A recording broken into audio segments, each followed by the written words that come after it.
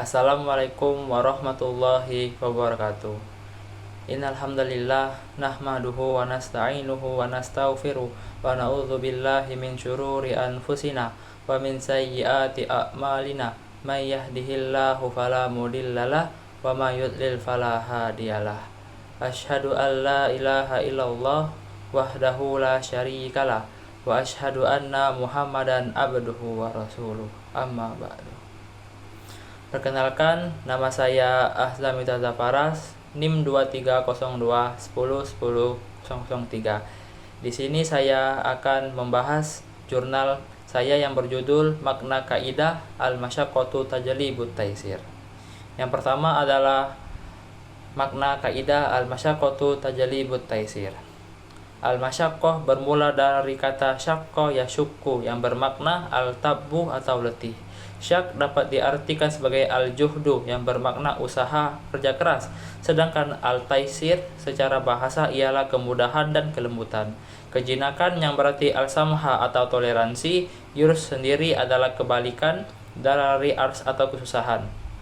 Secara garis besarnya, al-masyaqqah yang mendatangkan kepada kemudahan, taisir, yakni segala kesukaran yang mencapai batas kebiasaan kemampuan manusia. Kesukaran dalam hal ini tidaklah bersifat mutlak dalam segala bentuknya, sebab semua orang akan mengalami kesusahan dan kesukaran dalam hidup yang berbeda. Kesukaran di sini hanya terdapat dalam hal yang bersifat mencegah eksistensi ajaran apabila tetap diterapkan suatu perintah. Al-Syatibi dalam Al-Muwafaqah fil Usul Al-Ahkam mengelompokkan masyaqqah menjadi dua kelompok. Yang pertama adalah al-masyaqqah biasa, yakni segala kesukaran yang dapat dijalankan tanpa mengalami kendala serta mudarat, layaknya kesulitan beribadah fardu, mencari nafkah, jihad dan sebagainya. Maka kesulitan tersebut tidak menuntut kemudahan hukum dalam penerapannya karena bertujuan menjaga kemaslahatan hidup dunia saja. Yang kedua adalah masyaqqah luar biasa, yakni kesukaran yang menimbulkan kesengsaraan sehingga tidak mampu diemban, serta menimbulkan kemudaratan sehingga tidak dapat bermanfaat baginya. Selanjutnya, makna tajlib bermakna mendatangkan dan menghadirkan, dan taisir bermakna kemudahan, bermasdar yus atau mudah. Dari segi bahasa, makna layin atau lunak dan inqiyad atau mudah diatur. Kaitan taisir ini terdapat dalam lafaz takhfif atau keringanan dan tarkhis atau dispensasi. Keduanya memiliki makna yang lebih khusus jika dibandingkan dengan taisir.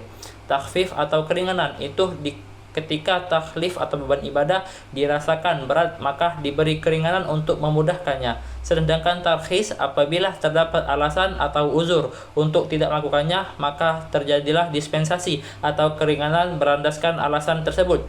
Rukhsah atau keringanan secara bahasa dapat diartikan sebagai layin atau lembut, yurs atau mudah, tawassu atau longgar. Dikatakan dalam Misbah al-Munir al-rukhsah yaitu tashil dan taisir atau kemudahan. Ketika syarak memberi rukhsah maka menimbulkan kemudahan bagi mukallaf. Sedangkan secara istilah, hukum-hukum yang ditetapkan syarak berdasarkan uzur atau alasan yang memperbolehkan mengerjakan perihal larangan sebab timbulnya kesulitan atau kesusahan.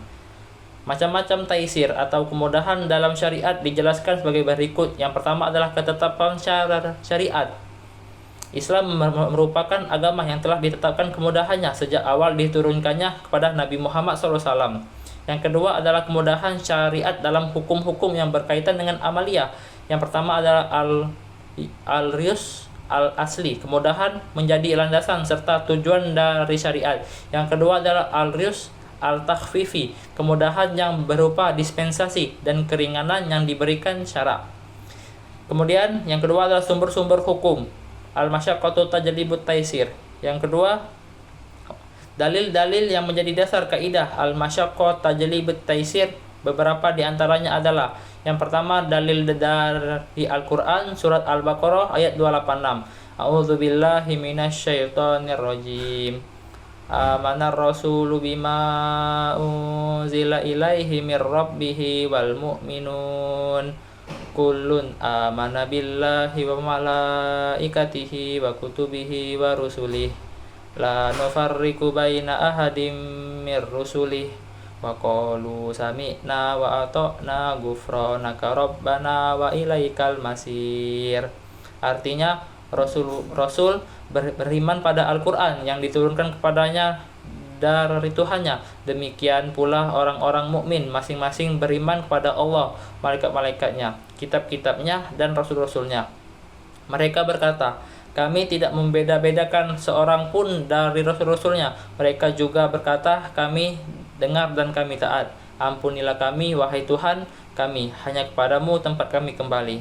Kemudian Quran surat Al-Hajj ayat 78, A'udzubillahi minasyaitonirrajim, wajahidu fillahi haqqa jihadi huwa jatabakum wa ma ja'ala 'alaikum fid din min haraj millata abikum Ibrahim huwa sammakum muslimin min qabl wa fi hadza liyakuna ar-rasula syahida 'alaikum wa takunu syahida 'alan nas fa'aqimus sholata wa atuz zakah wa'tasimu billahi huwa maulakum fa ni'mal maula wa ni'mal masir.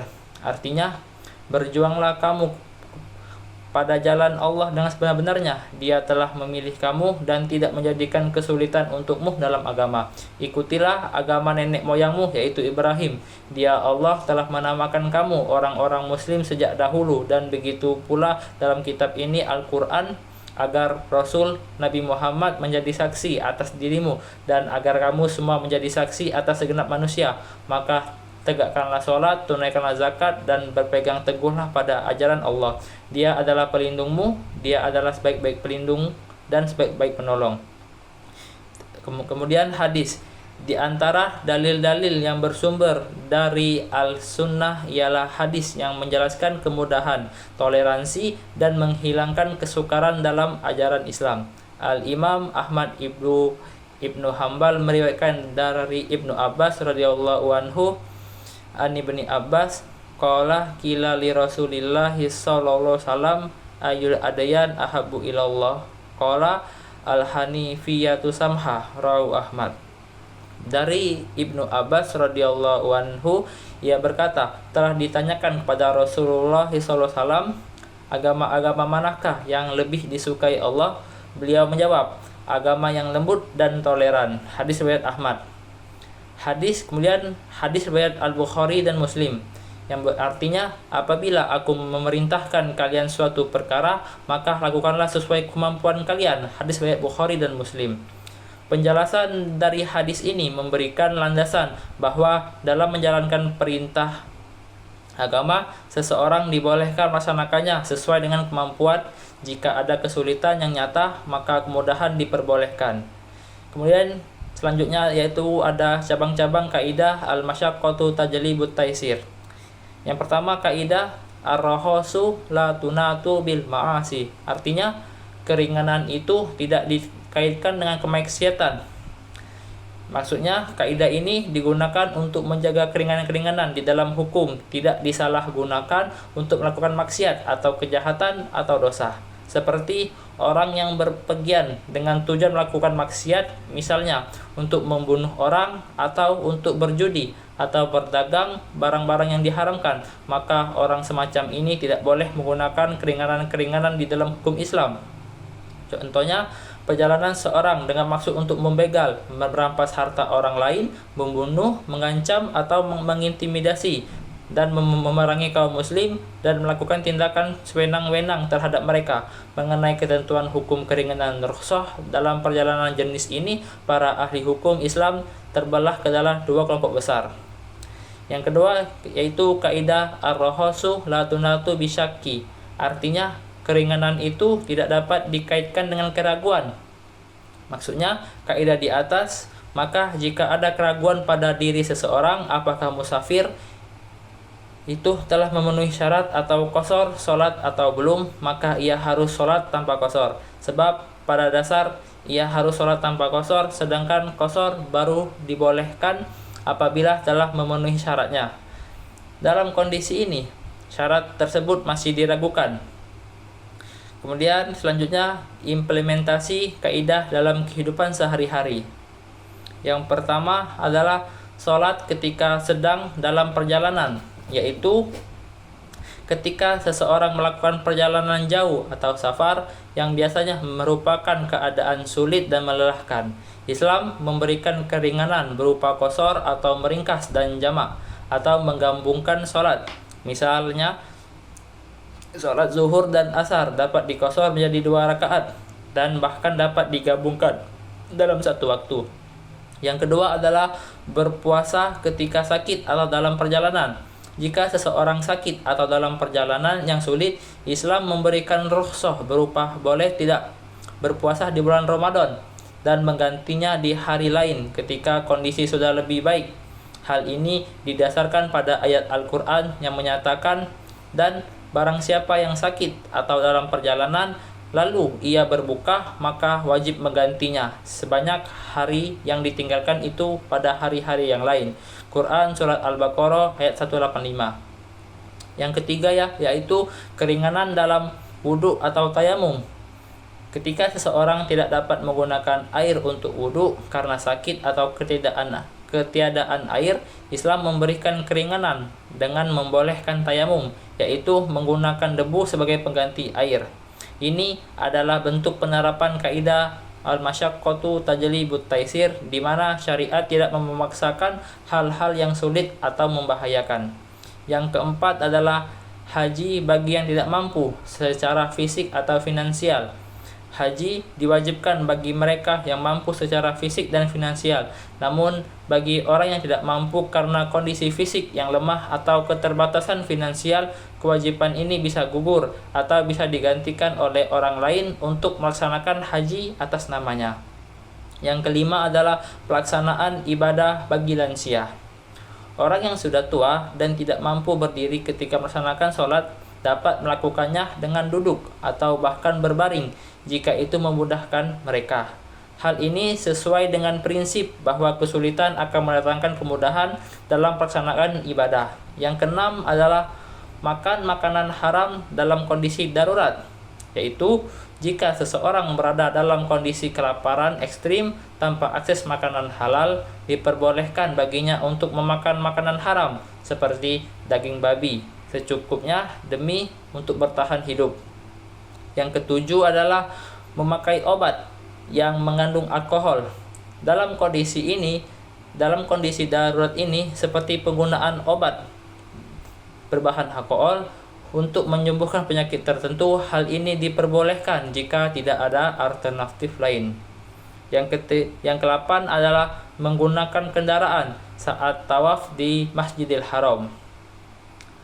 Jamaah haji atau umroh yang sakit atau tidak mampu berjalan kaki diperbolehkan menggunakan kursi roda atau kendaraan saat melakukan tawaf. Yang ke-9 adalah keringanan menutup aurat untuk pasien medis. Dalam situasi ini tertentu seperti saat pemeriksaan kesehatan atau operasi, diperbolehkan bagi pasien untuk membuka aurat sebatas kebutuhan medis. Nah, kemudian yang terakhir adalah menggunakan bank konvensional karena tidak ada alternatif lain. Dalam keadaan darurat seperti tidak adanya bank syariah di suatu daerah, seseorang diperbolehkan menggunakan bank konvensional untuk memudahkan kebutuhan mendesak seperti transaksi keuangan atau meminjam uang dan lain sebagainya. Baiklah, terima kasih. Sekian pemaparan jurnal dari saya. Saya minta maaf jika ada salah kata. Pada Allah saya mohon ampun. Saya tutup dengan doa kafaratul majlis. Subhanakallahumma wa bihamdika asyhadu alla ilaha illa anta astaghfiruka wa atubu ilaik. Wassalamualaikum warahmatullahi wabarakatuh.